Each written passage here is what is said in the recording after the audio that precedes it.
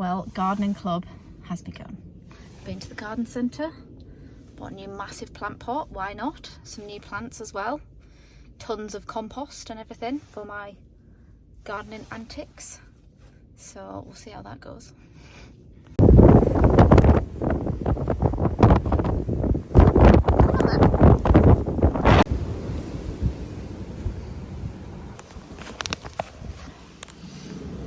I'm ready to just watch me purely struggle to lift these things out of my car.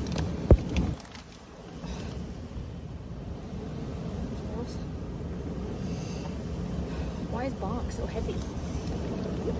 Oh, Jesus Christ. This is the joys. Okay, plan B.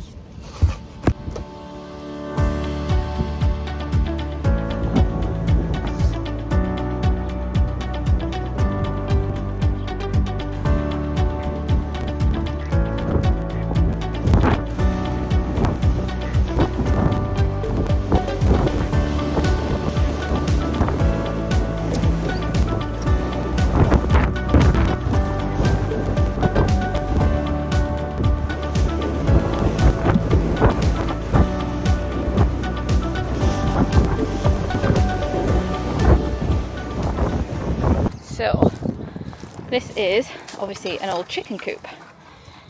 So my plan, we have a beehive up at my parents' and I'm going to move it down here. So I'm going to rake it all out, then black plastic it, then wood chip it, and then put the beehive on it. And the reason I'm putting it in here is so that my doggies can't run up to it. And it'll be nice and protected because there's a wall there. So I figure it's a good spot.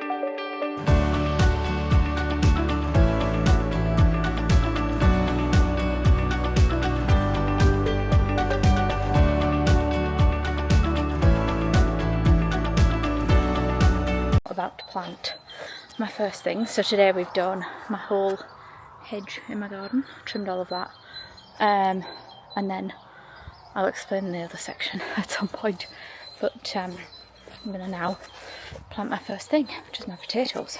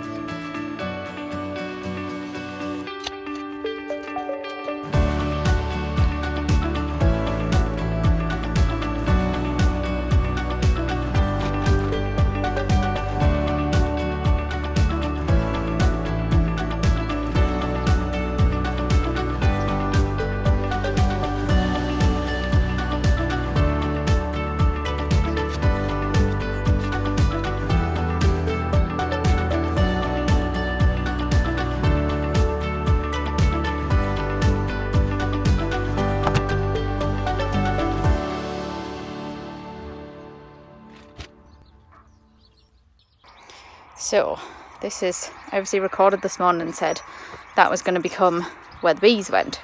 Then we worked out pretty quickly that they probably shred themselves on the chicken wire. So I've cleaned it all out. I might get some chickens. I might get 2 little chickens. But I need to put a roof on it because a fox will get in if I don't put a roof on it. So I need to do that. And then Oh, this is where we've elected to have the bee corner. So I've obviously just plasticed it, mulched, like wood chipped it. Then I'm gonna finish my rock border at some point. Little plant pot, and then the beehive can go right there because that faces south. So you're meant to have them facing south. So they'll obviously fly down that way.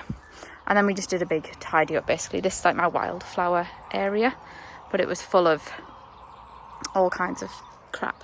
So that's my compost pile, which looks a big mess. So yeah.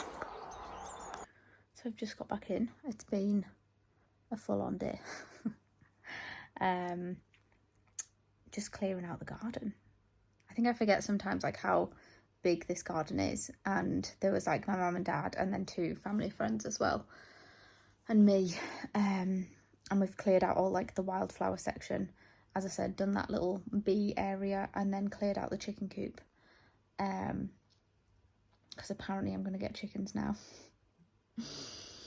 Oh god, don't know who's going to look after them when I go away. I think I need to hire someone to just come and live in my house when I go away, and they can just look after everything, because I'm going to probably have chickens, I've got the dogs, and then I do have a massive fish tank in my house as well. So I don't think I've ever actually shown it on here, but it's a bruiser of a fish tank, so that obviously needs looking after as well. So I think I just need to hire someone to come and live here when I travel. And then I've also started my vegetable plot, which I got the book.